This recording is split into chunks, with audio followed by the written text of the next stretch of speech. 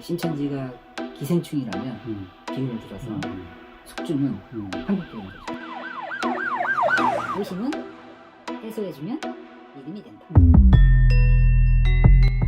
온라인 예배를 대체한다라는 것의 이면에는 한국교회가 의문점들이 있는데 그걸 한번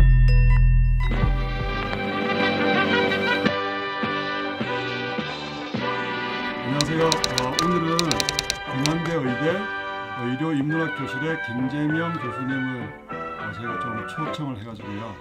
이번 저 코로나 사태와 또 신천지 사태 또 이것과 다 얽혀가지고 우리 이 종교와 사회 이런 관계에 대해서 한번 여쭤보려고 이렇게 인터뷰를 하려고 합니다. 네. 안녕하세요. 반갑습니다. 예. 네.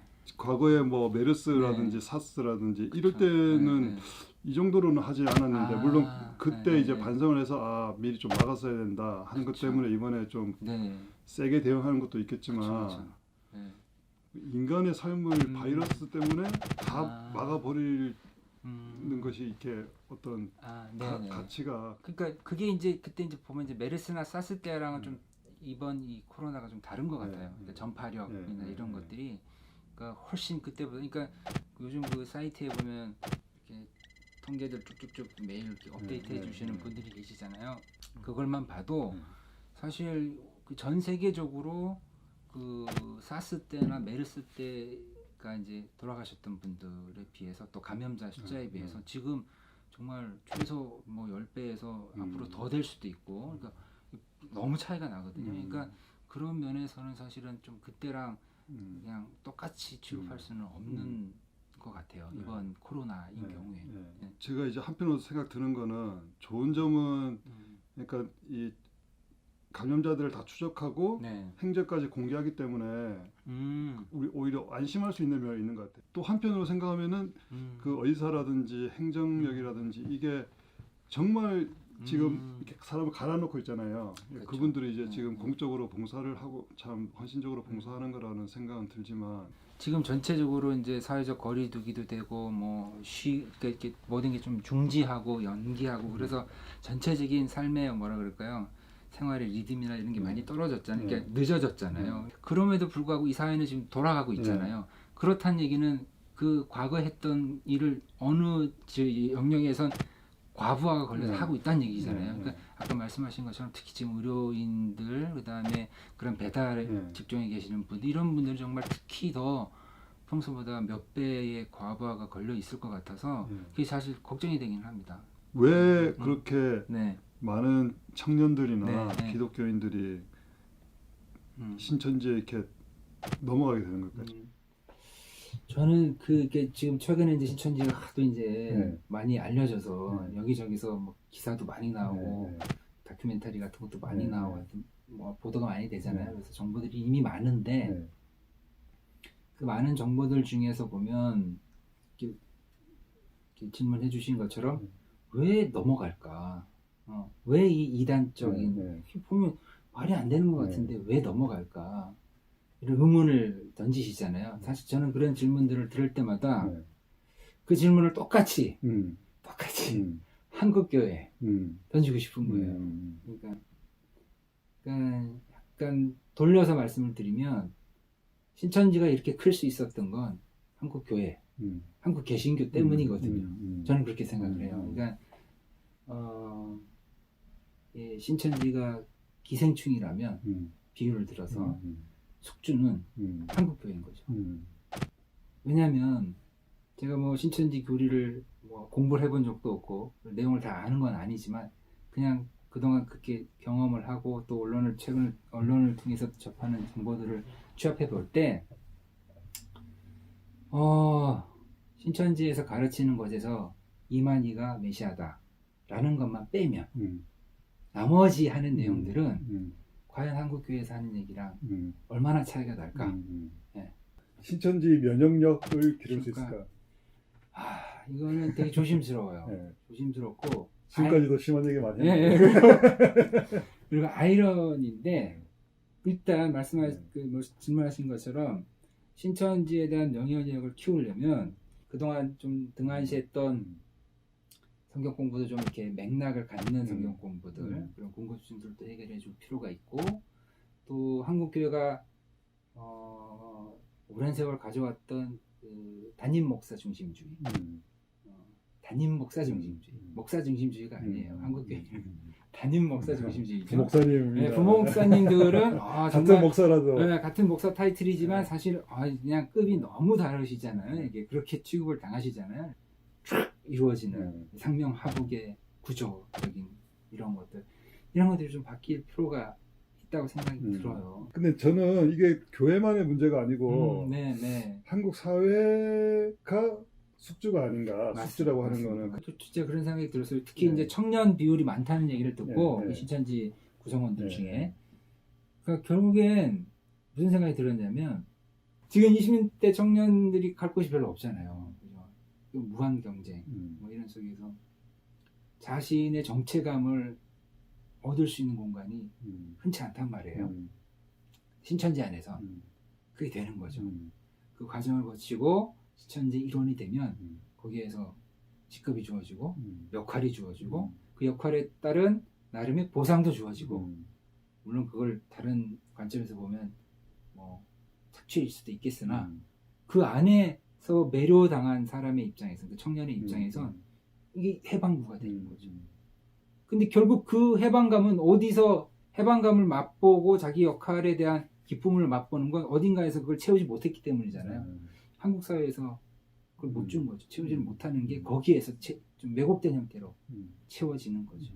이 코로나 사태 이후에 또 교회 얘기를 조금 더 하자면은 아까도 많이 얘기해 주셨지만은 지금 온라인 예배 이거 드리는 것 때문에 온라인 예배 드리는 것과 또 이제 교회에서 이제 소규모지만 어떤 집단적인 감염이 일어나는 것 이런 것 때문에 교회 바깥에서 볼 때는 이 개신교라고 하는 교회가 굉장히 미숙하다. 그렇죠. 또 하나는 사회성이 부족하다. 그렇죠. 집부인 모른다. 이기적이다 이거죠.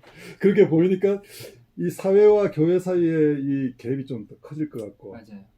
또 교회 안에서 볼 때는 뭐 온라인으로 내가 목사님 설교 골라서 한번 들어보고 뭐 그래 뭐 헌금 이렇게 온라인으로 내고 뭐 이번 주는 빠져도 되고 뭐 이런 게 굉장히 이제 한번 습관 경험을 하게 되니까 한 맛을 보면 뭔가 이렇게 좀 약해지지 않을까. 맞아. 아까 말씀드린 것처럼 한국 교회가 갖고 있는 큰 특징들 몇 가지가 하나는 목사님 중심주의, 담임 목사 중심주의, 말씀 중심, 신앙 중심. 그다음에 또 하나가 주일 성수. 그 굉장히 중요하게 생각하잖아요. 교회 건물 중심. 건물 중심.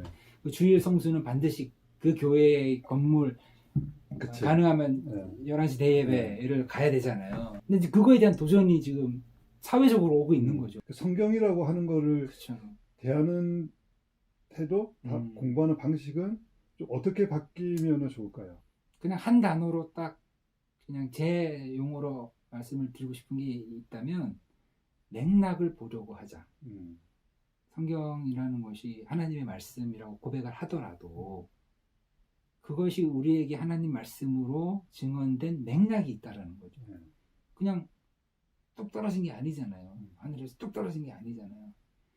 좀 더 구체적으로 얘기하자면 그 맥락이라고 하는 게 교회의 역사나 성경의 역사 이런 건가요? 그런 것도 봐야죠. 이렇게 역사는 반드시 들어가요. 맥락을 알기 위해선 역사에 대한 이해가 반드시 필요하죠.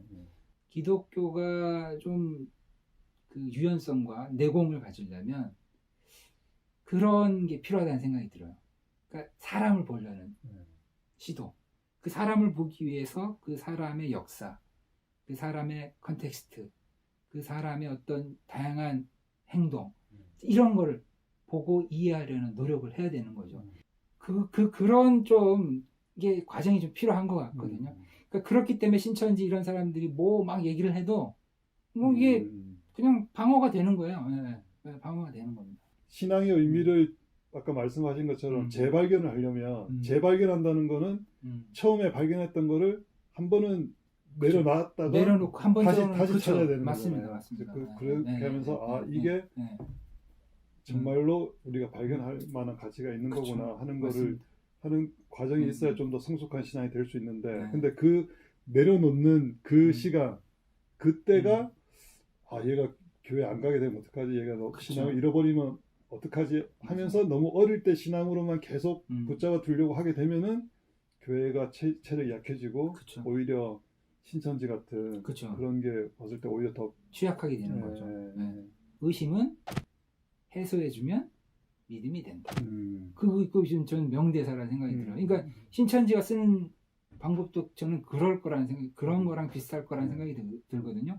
기존 교회에서 가지고 왔던 막 이렇게 의문점들이 있는데 그걸 한번 해소시켜 주는 거예요.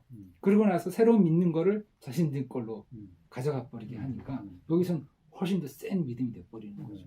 그래서 이번에 이 코로나 이 사태가 한국 교회에 또 네. 우리의 신앙에 많은 좀 도전을 주는 것 같은데 네. 이것을 우리가 좀 그냥 허투루 넘기거나 네.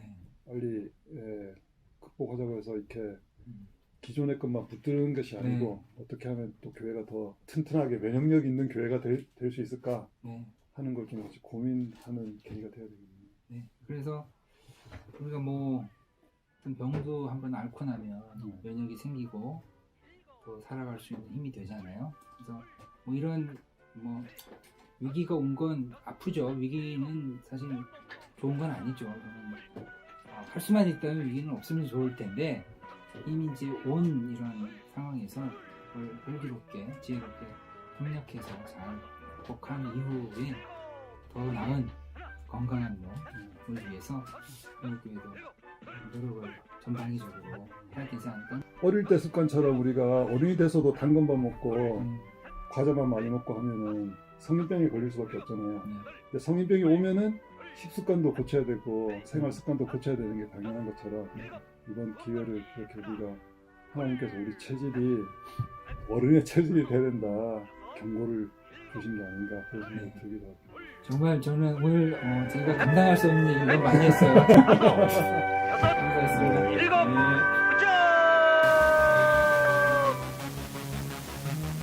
이제 정보는 나와요. 종교 사회학에서는 종교들이 어떻게 만들어지고 어떤 조직으로 형성하고 발전해가고 시스템을 쭉 연구를 다 하거든요. 신천지에 대한 대비책을 마련하기 위해서 교회가 뭘 해야 될까? 신천지 문제는 객관식이 아니라는데요. 아 그래요? 주관식이라는데요. 와 모여서 같이 노래하고 같이 밥 먹고 같이 간식 나누면서 얘기하고 그런 것이 교회에서 굉장히 중요한 거였구나. 목사님 한 사람 중심으로 모든 사람이 이렇게 스크린만 보는 그런 게 교회가 아니고 실용적으로 세상과 타협을 할 수 있어요. 그 다음에 사람들은 거기에서 매력을 못 느껴요. 생존을 위해선 체질을 바꿔야 되는데 바뀌어진 체질이 스스로를 갉아먹는 결과가 될 수도 있는 거예요.